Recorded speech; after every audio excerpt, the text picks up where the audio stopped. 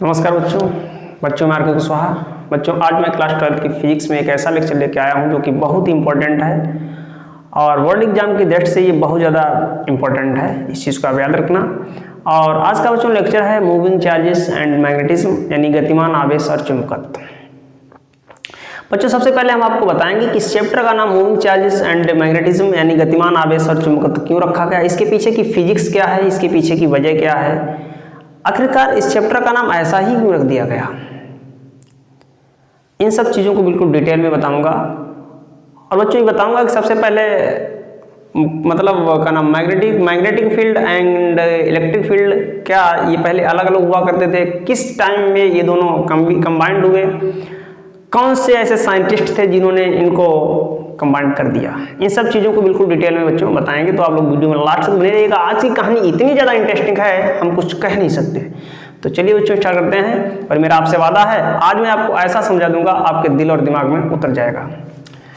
तो जो सबसे पहला हमारा लेक्चर रहेगा मैग्नेटिज्म। चैप्टर का नाम है मूविंग चार्जेस एंड मैग्नेटिज्म, लेकिन सबसे पहले हम आपको बताएंगे कि मैग्नेटिज्म बच्चों क्या है। कहानी सुनना मैग्नेटिज्म की उत्पत्ति कैसे हुई और क्यों पड़ा नाम मैग्नेटिज्म,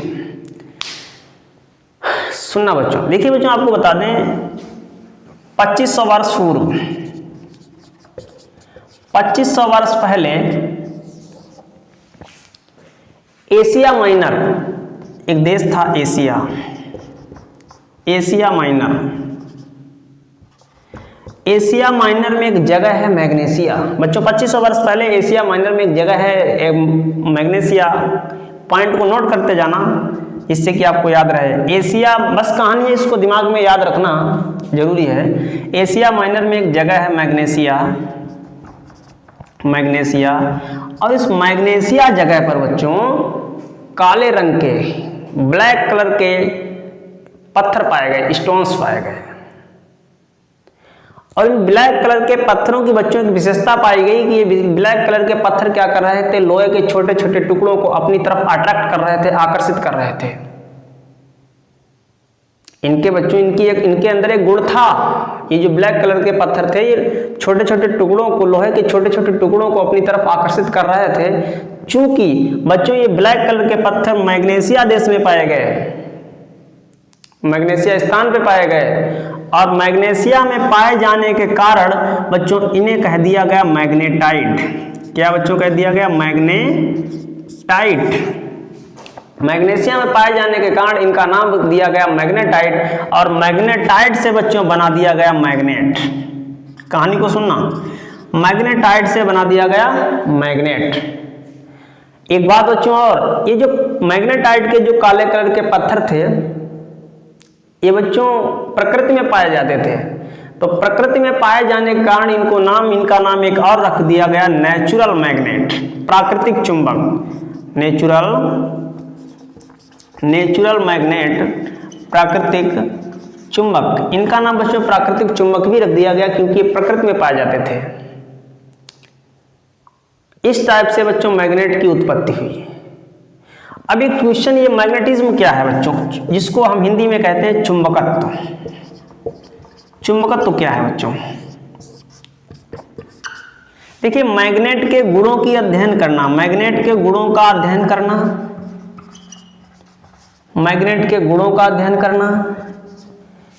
मैग्नेट किस जगह से प्राप्त हुई है इस बात का अध्ययन करना, मैग्नेट किस जगह से प्राप्त हुई है इस बात का अध्ययन करना, यानी मैग्नेट के स्रोतों का, चुंबक के स्रोतों का अध्ययन करना, ये किस जगह से प्राप्त हुई है। उसके बाद किसी चुंबक को अगर हम किसी बाह्य क्षेत्र में रख देते हैं और तब उस बाह्य क्षेत्र में कोई पदार्थ कैसे बिहेव करता है, चुंबक के बाह्य क्षेत्र में पदार्थों के बिहेवियर का अध्ययन करना। चुंबक के क्षेत्र में पदार्थों के व्यवहार का अध्ययन करना, व्यवहार का क्या बच्चों करना? अध्ययन करना। ठीक, ये सब कहलाता है मैग्नेटिज्म यानी चुंबकत्व। क्या बच्चों कहलाता है? मैग्नेटिज्म यानी चुंबकत्व। क्या? चुंबक के गुणों का अध्ययन करना, चुंबक के स्रोतों का अध्ययन करना। चुंबक के गुण मतलब ये चुंबक के गुण कैसे हैं, है नहीं, इनमें का नाम मैग्नेटिक फोर्स कैसा है, वीक है या पावरफुल है, इन सब चीज़ों की जानकारी, ठीक। और क्या नाम चुंबकीय बल रेखाएं किस डायरेक्शन में जाती हैं, किधर ये ठहरता है, नॉर्थ या साउथ में, इन सब चीज़ों का अध्ययन करना, ठीक। उसके बाद चुंबक के स्रोतों का अध्ययन करना, और चुंबक क्षेत्र में अगर हम किसी पदार्थ को रख देते हैं, वो पदार्थ कैसा बिहेवियर शो करने लगता है, उस पदार्थ के बिहेवियर को अध्ययन करना, इन सब चीज़ों का अध्ययन करना बच्चों क्या कहलाता है, मैग्नेटिज्म यानी चुंबकत्व। यहाँ तक बच्चों बात क्लियर हुई। आगे की बच्चों बात क्या है, ध्यान से सुनना। देखिए बच्चों, आपको बता दें, ये जो नेचुरल मैग्नेट होते हैं ये थोड़े वीक होते हैं, वीक क्वालिटी के, यानी इनकी जो शक्ति होती है वो कैसी होती है, थोड़ा कम होती है, इनकी कैचिंग शक्ति यानी इनकी क्षमता थोड़ी कम होती है। तो इसीलिए हमारे प्रायोगिक तौर पर, प्रैक्टिकली तौर पर बच्चों हम किन्हें यूज करते हैं, प्रैक्टिकली तौर पर बच्चों हम यूज करते हैं लोहे के, निकिल के, कोबाल्ट के, इनकी मिश्रित धातुओं को, चुंबकों को हम प्रैक्टिकली तौर पर यूज करते हैं। एक नाम मतलब बिल्कुल प्योर इन चीज़ों को हम अध्ययन नहीं करते हैं, क्योंकि ये थोड़े वीक होते हैं। प्राकृतिक चुंबक बच्चों कैसे होते हैं, वीक होते हैं, याद रखना। अब बच्चों आपको बता दें, सन 1820 तक, बात को नोट करना, सन 1820 तक इलेक्ट्रिक फोर्स यानी electric field and magnetic field दोनों स्वतंत्र रूप से अलग अलग हुआ करते थे। सन 1820 तक बच्चों कौन कौन, इलेक्ट्रिक फील्ड, ठीक, और मैग्नेटिक फील्ड दोनों अलग अलग स्वतंत्र रूप से हुआ करते थे। सन 1820 तक इलेक्ट्रिक फील्ड एक अलग प्रॉपर्टी थी और मैग्नेटिक फील्ड एक अलग प्रॉपर्टी थी। सन 1820 तक किसी भी साइंटिस्ट ने इनको कंबाइन नहीं कर पाए, कोई भी साइंटिस्ट इनको कंबाइन नहीं कर पाए। लेकिन सन 1820 में एक साइंटिस्ट का जन्म हुआ जिनका नाम है ओस्ट्रेट। सन 1800 बच्चों इसे मिटा दें, उसी सन 1820 के अंत में एक वैज्ञानिक आए, एक साइंटिस्ट आए, जिनका बच्चों नाम क्या है, ऑस्ट्रेट। सुनना जरा ध्यान से, जिनका नाम है बच्चों ऑस्ट्रेट। इन्होंने बच्चों एक एक्सपेरिमेंट किया और उस एक्सपेरिमेंट में इस बात को साबित किया कि मैग्नेटिज्म यानी मैग्नेटिक फोर्स और इलेक्ट्रिक फोर्स दोनों संयुक्त हैं, कंबाइंड हैं एक दूसरे में। कैसे बच्चों, ध्यान से सुनना। ऑस्ट्रेट एक प्रयोग होता है, एस्ट्रेट प्रयोग बच्चों, क्या है सुनना। इन्होंने बच्चों क्या किया, एक करंट कैरिंग वायर लिया, एक तार लिया, समझो एक धारावाही चालक लिया यूं कह लें, और इस टाइप से इन्होंने एक धारावाही चालक रख दिया। इसमें एक धारा प्रवाहित की, और धारा प्रवाहित करने पर बच्चों करने के बाद बच्चों यहाँ पर एक आवेशित कण रख दिया। बच्चों ऑस्ट्रेट भाई साहब ने देखा कि जब ये कण रेस्ट वाली पोजीशन में था, जब ये कण बच्चों रेस्ट वाली पोजीशन में था, तो ये बिल्कुल किसी भी टाइप का कोई एक्शन नहीं कर रहा था, यानी ना हिल रहा था ना डुल रहा था, एकदम सीधे बैठा हुआ था इन। लेकिन बच्चों जैसे ही इन भाई साहब ने इसे रफ्तार दी, क्या दी बच्चों, रफ्तार दी, तो रफ्तार देने के बाद इन्होंने इसे v वेग से रफ्तार दी, तो रफ्तार देने के बाद बच्चों इन्होंने देखा, करंट को बच्चों हम उल्टा कर दें जिससे उधर डेविएट हो जाए। रफ्तार देने के बाद बच्चों इन्होंने देखा ये चार्ज पार्टिकल डेविएट हो गया,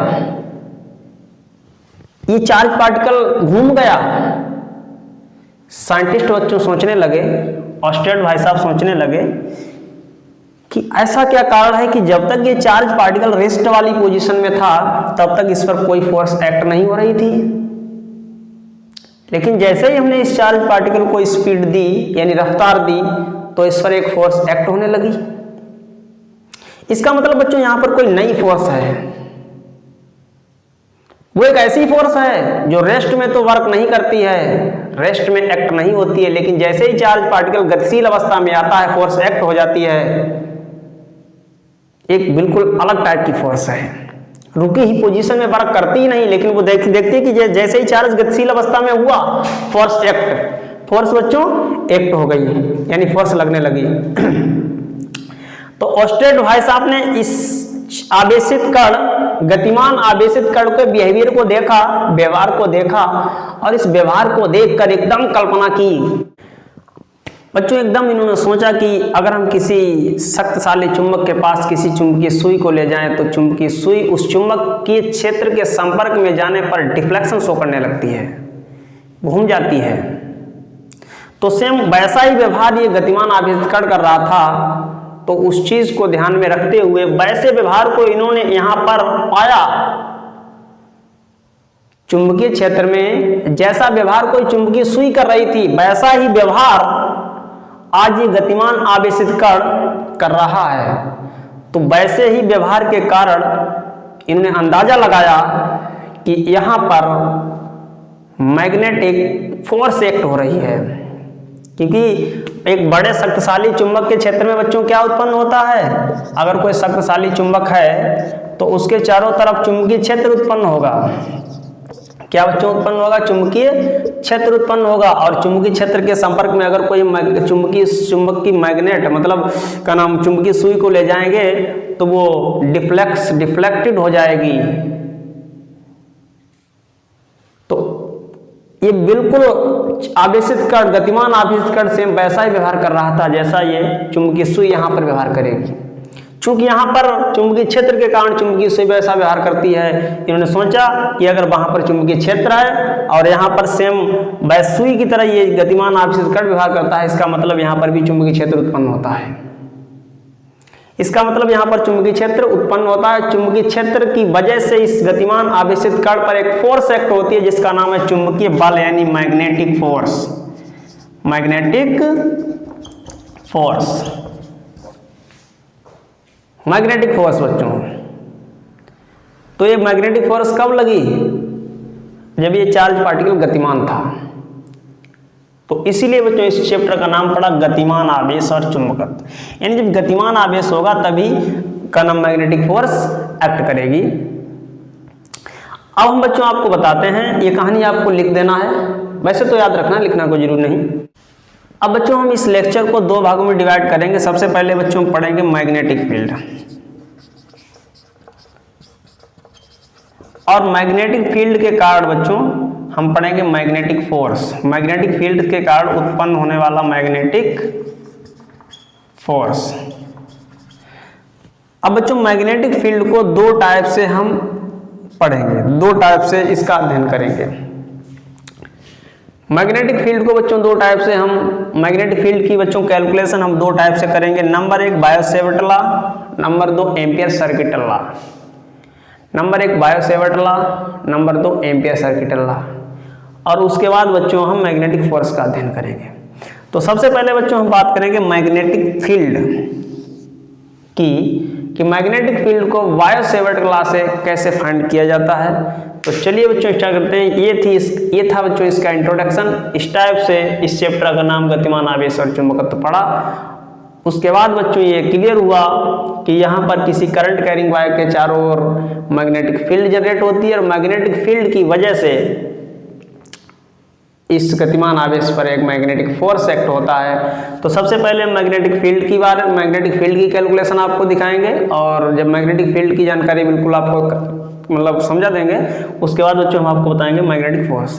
तो चलिए स्टार्ट करते हैं। तो सबसे पहले मैग्नेटिक फील्ड को बताते हैं।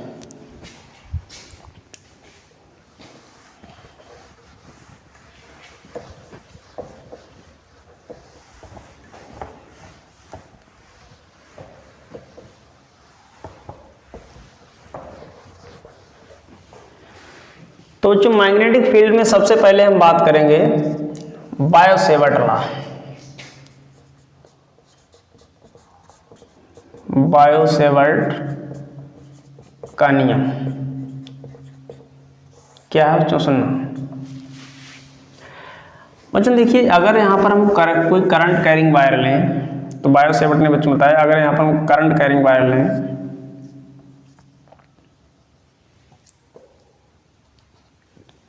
और इसमें हम धारा I प्रवाहित कर दें, और यहाँ पर हम इस अल्पांश तार, अगर हम इसका नाम ए बी रख दें तो इस तार ए बी का अल्पांश हम बच्चों डेल्टा एल ले रहे हैं, और इस अल्पांश के कारण सबसे पहले हम मैग्नेटिक फील्ड फाइंड करेंगे बच्चों। इस अल्पांश से r डिस्टेंस पर हमने एक पॉइंट लिया P, और जिस पे बच्चों हमें मैग्नेटिक फील्ड dB फाइंड करनी है, और अल्पांश और बिंदु P को मिलाने वाली रेखा के बीच बच्चों एंगल थीटा बन रहा है, इसमें धारा I प्रवाहित हो रही है। बच्चों बायो सेवर्ट ने बताया कि अगर किसी करंट कैरिंग वायर के कारण हम किसी भी डायरेक्शन में किसी भी इधर या उधर मैग्नेटिक फील्ड फाइंड करना चाहें तो मैग्नेटिक फील्ड जो बच्चों होता है वो 3 बातों पर डिपेंड करता है। किस पे 4 बातों पर बच्चों। सबसे पहले किस पे, नंबर 1 मैग्नेटिक बच्चों जो फील्ड होगा वो चालक तार में या धारावाही चालक तार में करंट कैरिंग वायर में प्रवाहित धारा I के अनुक्रमानुपाती होगा, नंबर 1 बच्चों। चाहो तो बच्चों इसे हम DL कह सकते हैं।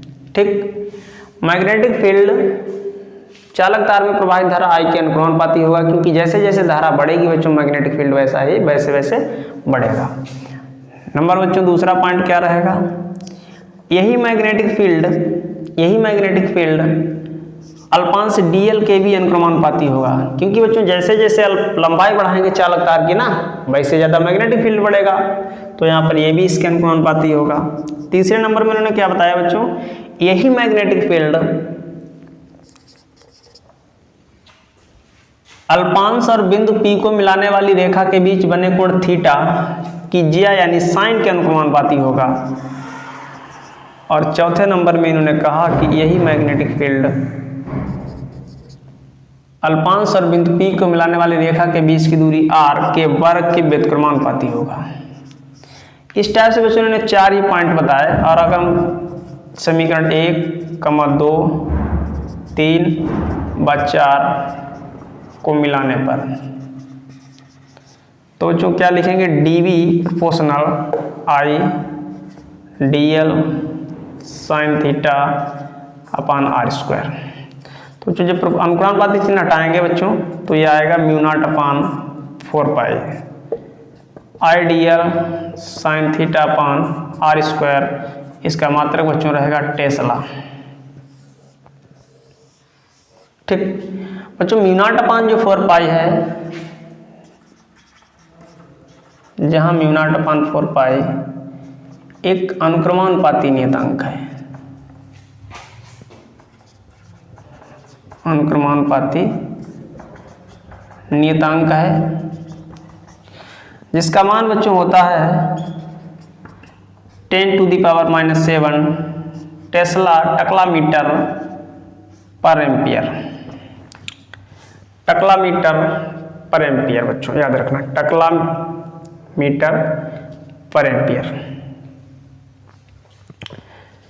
अब बच्चों आपको बता दें, अगर हम इसे वेक्टर फॉर्म में लिखें, अगर हम इसे बच्चों वेक्टर फॉर्म में लिखें तो कैसे लिखेंगे, vector dV equal to μ0 upon 4 pi